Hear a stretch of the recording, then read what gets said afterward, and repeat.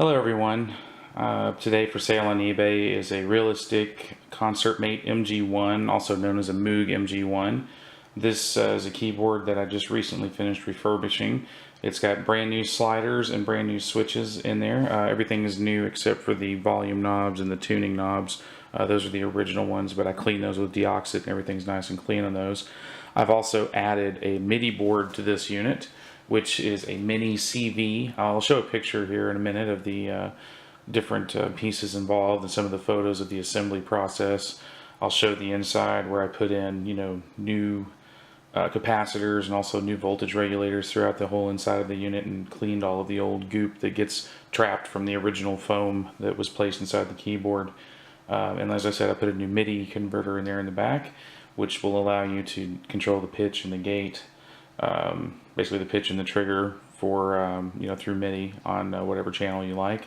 There's also a button which allows you to program the MIDI controller, and a switch which switches from standard mode, which will allow you to play on the keyboard or allow you to play via MIDI, which, as you can see, I have plugged in here just a small keyboard that's plugged into the MIDI port. You can also go to lower octaves than you could normally on the unit itself. So anyway, that's just a small taste of what the MIDI will do, but let me just show you real quick as well all the different functions. I actually refurbished another MG-1 a little while back, and I plugged a sequencer into it, and I did a whole bunch of other tests to show that everything was working properly. But I'm going to keep this simple just because I think anyone that's looking at these kind of knows what they are, but I just want to show how clean everything is and how everything's working really well on it. I'll just give you guys a quick tour of the different features of it. Right now I've just got one of the tones enabled, which is the first VCO up here, and I'll go ahead and drop it to its lowest octave. Oh yeah, I gotta switch it back to regular mode.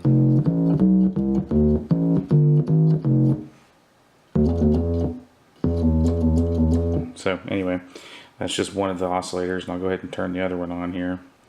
I'll go ahead and synchronize it and keep it level. You can hear both those tones. I'll go ahead and desync it and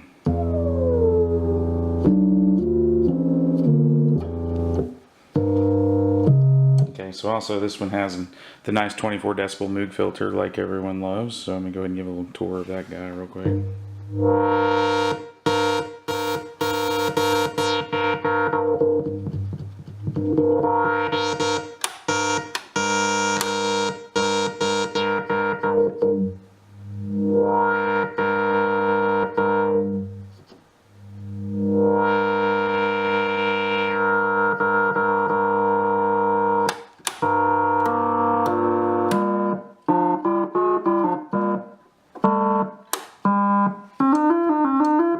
So anyway, there's that. There's also a modulation feature where you can create different effects by modulating different frequencies in. So here you can modulate the actual VCF, control it. Also notice I put in a blue LED. There's a blue LED in here where there used to originally be a red one. I went ahead and replaced that too, just to make it look a little more modern.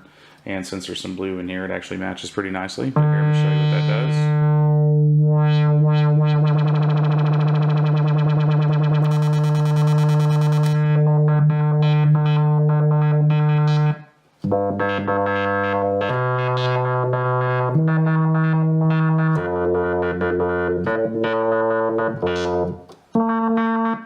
Anyway, there's that, and you can actually modulate the tone source as well. Both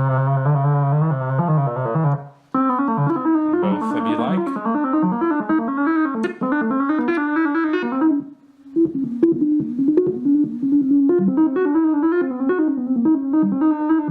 Put in continuous mode here, so it'll just stay on.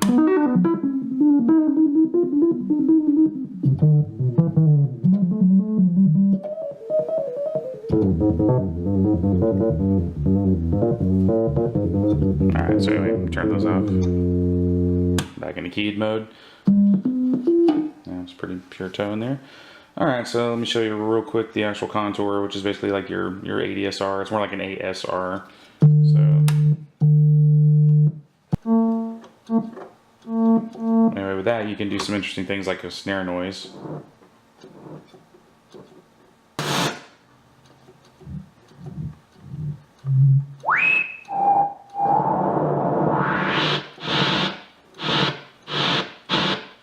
anyway, I had it working before the other day. Now I can't remember how I did it, but I was able to get a nice, pretty crispy sounding snare out of it.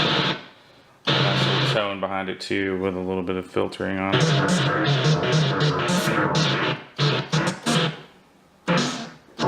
Oh, there we go.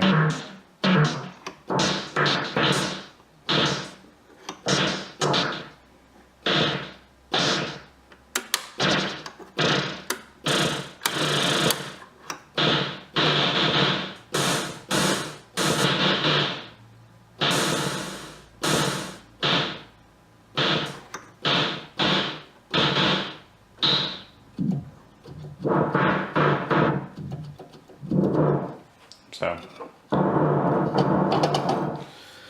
anyway, there's that, and then they've got this bell tone, which from what I've read is a mix basically of source 1 and 2, which gives it a little bit of a ring modulation effect, so you can actually do the filters on that as well, just like you could on everything else.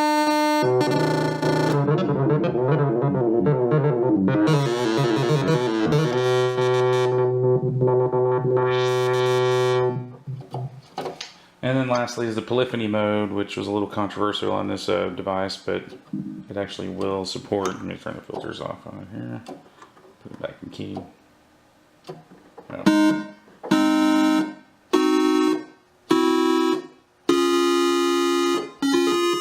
Anyway, that part works as well. So that's the last feature I really wanted to show you on it. I'll show the back here real quick just to show the MIDI cable and how that's plugged in here. And again, it's just plugged straight into this little MIDI controller that I have, which I'll flip the switch over here. And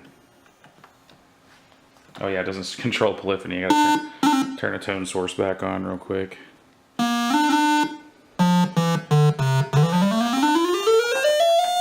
So anyway, you can see it's just plugged straight into the guy there with this guy. Anyway. Thanks for everyone looking at this video. I'll go ahead and put a link into the other video that I made before for the first MG1 I did. This one is serial number 16,111, as you can see here. Hopefully it's in focus.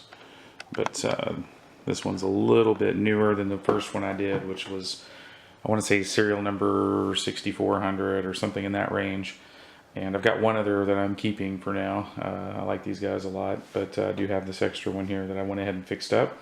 So with all the sliders, everything's been perfectly clean. And I'll show all the photos and the listing of everything that I did to get this guy up and going, and works pretty well. Everything should be in good shape. All the keys work properly, all the sliders work.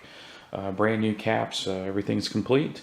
One thing I did forget to mention is on the back I do have the audio input, which I've showed in the other video. This one works exactly the same way and has the exact same capacitor and resistor combination, which will protect the input on the VCF from any sort of AC shock, or any sort of DC shock I should say, coming through. And also I put a 47K resistor in because I usually use a 10K for an impedance resistor on the input, but in this case I used 47K because it was just a little bit too hot for this particular keyboard, in my opinion. But you know, obviously you can change that if you like, but it's got a 47K resistor in there right now just to kind of cut the volume down a bit, because it was just kind of distorting pretty simply when it came in that hot.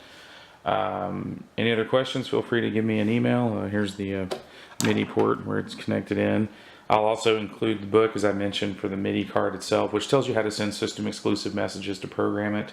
This will be for sale on eBay shortly. I'm going to have a pretty good buy it now price on there, considering all the costs and the parts and the actual clean unit that this is here. And also have some nice detailed photos of it. I think I'll have a fair price for it. So thanks for looking, and if you have any questions, again, feel free to contact me on eBay, and I appreciate it very much. Have a good day.